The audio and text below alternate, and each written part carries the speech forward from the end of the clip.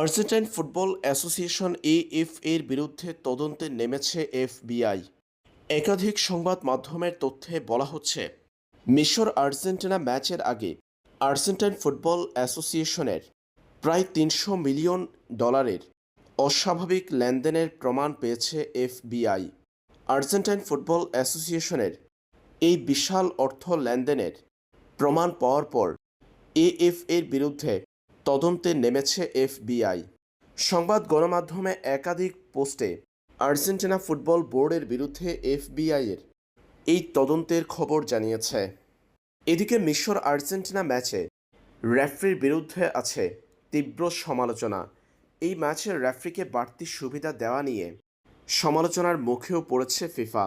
প্রশ্ন উঠেছে, আর্জেন্টিনার বিশাল এই অর্থ লেনদেনের পিছনে কী আছে তা নিয়ে। কোথায় হলো সেই অর্থ ব্যয়? সেই প্রশ্নের উত্তর খুঁজতে তদন্ত শুরু করেছে এফবিআই।